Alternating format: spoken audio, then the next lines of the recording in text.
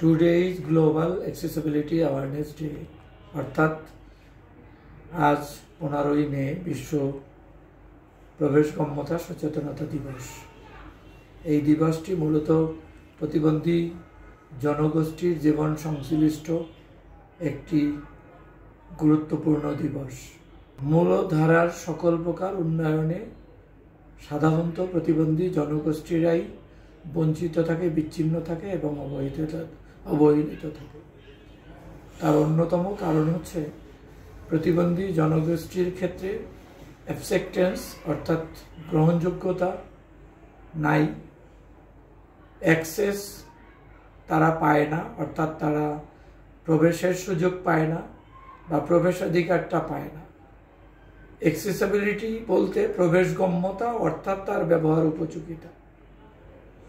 আমরা ব্যবহার উপযোগিতা যদি এভাবে চিন্তা করি যে আমরা যে কোনো রকমের সচেতনতামূলক কর্মসূচি পরিচালনা করি কিংবা আইইসি ম্যাটেরিয়াল ডেভেলপ করি বা বিসিসি ম্যাটেরিয়াল ডেভেলপ করি, যার মাধ্যমে সমাজ পর্যায়ে প্রচুর সচেতনতামূলক কর্মসূচি উদযাপন করি, পালন করি।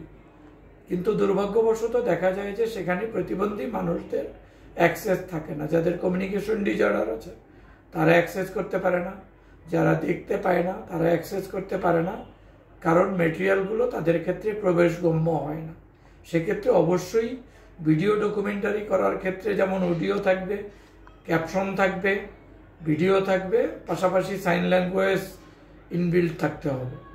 একই সাথে একজন দৃষ্টি প্রতিবন্ধী মানুষকে ঘিরে সেই টেক্সট বার্তাগুলো কিংবা পিকচারে যে বার্তাগুলো দেওয়া থাকে সেগুলোর ডেসক্রিপশন থাকবে এবং সেটা স্ক্রিন রিডার ব্যবহার করে পঠন উপযোগী থাকতে হবে।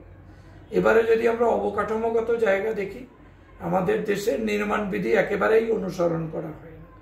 আমাদের দেশের রাস্তাঘাট, footpath, foot over bridge, station, terminal যা কিছুই নির্মাণ করা হয় না কেন সেটা সকল মানুষের উপযোগী না। তার মানে হচ্ছে যে যাদের মোবিলিটি ডিসএবিলিটি আছে, যারা ডিভাইস ইউজ করে, বিশেষত শারীরিক প্রতিবন্ধী, তাদের জন্য একেবারেই প্রবেশগম্য হয় না।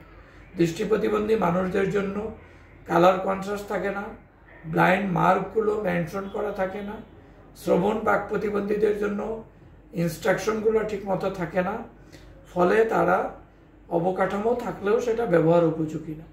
এবারে আসেন আমাদের যে নীতি আছে, আমরা বাংলাদেশ একটি বৈশ্বিক প্রতিবন্ধী জনগোষ্ঠীর প্রতিশ্রুতি রক্ষাকারী দেশ, অর্থাৎ ইউএনসিআরপিডি 2006 স্বাক্ষরকারী একটি দেশ, অনুসমর্থনকারী একটি দেশ। একইভাবে মারাকাস ট্রিটি অ্যাকসেশনকারী একটি দেশ। 2022 সালে বাংলাদেশ সরকার অ্যাকসেশন করেছে।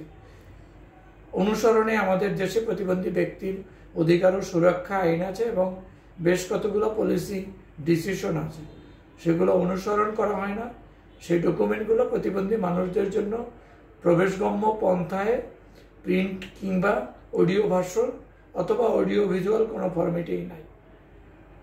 এরপরে আমরা যদি দেখি যে বুনিয়াদী দক্ষতা উন্নয়ন যেটি সরকারি বেসরকারি পর্যায়ে হয়, সেখানেও প্রতিবন্ধী মানুষদের প্রবেশগম্যতার বিষয়টা চিন্তা করা হয় না। সেখানেও যেটা হয় যে প্রশিক্ষণ পদ্ধতি, উপকরণ, ভেন্যু কিংবা মূল্যায়ন কোনো কিছুই প্রতিবন্ধী মানুষদের ন্যায্যতা পূরণের জায়গাটা কখনোই বিবেচনায় আসে না। ডিজিটাল সেবা যেগুলো দেওয়া হয়, ডিজিটাল ব্যাংকিং এবং যত রকমের সার্ভিসগুলো দেওয়া হয়, কোনো কিছুই সম্পূর্ণভাবে প্রতিবন্ধী মানুষদের উপযোগী না। আমাদের দেশে আপনার বুথ আছে, এখন যে বাটনগুলো আছে, যে মেশিনগুলো আছে, সেটা ব্লাইন্ড ফ্রেন্ডলি না, অর্থাৎ ব্লাইন্ডদের জন্য সেটা রিডেবল না, সেটা অডিও ভার্সন আমরা সেখানে পাই না। শারীরিক প্রতিবন্ধী মানুষ সেই অবকাঠামোয় ব্যবহার করে সেখানে তো পৌঁছাইতেই পারে না, তাহলে কি করে ব্যবহার করবে? আমরা স্কুল দেখি, স্কুলে র্যাম্প দেখি, র্যাম্প দিয়ে নয় বারান্দায় যাবে, ওয়াশ ব্লকে কি করে যাবে, শ্রেণীতে কি করে যাবে, মাঠে কি করে যাবে, পানি খাওয়ার জায়গায় কি করে যাবে। ঠিক হাসপাতালে যদি যাই, প্রত্যেকটা জায়গায় সে কি করে সার্ভিস নিতে যাবে। মোটা দাগে যদি আমরা বলি যে প্রতিবন্ধী মানুষদের প্রতি পদে পদে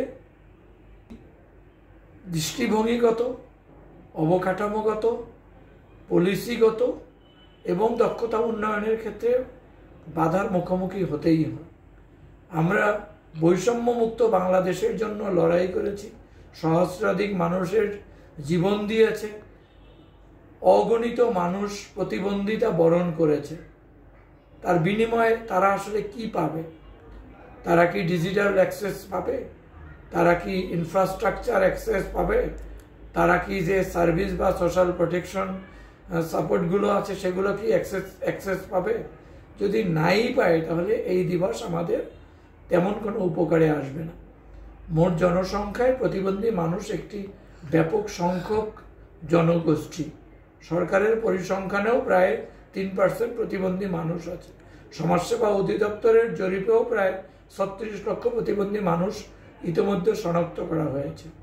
তাই আসুন বাংলাদেশে বৈষম্য পরিহার করে বৈষম্যমুক্ত একটি বাংলাদেশ যদি গড়তে চাই, তাহলে প্রবেশগম্যতার প্রত্যেকটা ক্ষেত্রে অর্থাৎ দৃষ্টিভঙ্গিগত, অবকাঠামোগত, নীতিগত, দক্ষতা উন্নয়ন এবং সর্বোপরি যেটা হচ্ছে ডিজিটাল টেকনোলজি ক্ষেত্রে সব ধরনের বাধামুক্ত, ইনক্লুসিভ বা একীভূত সিস্টেম চালু করতে হবে।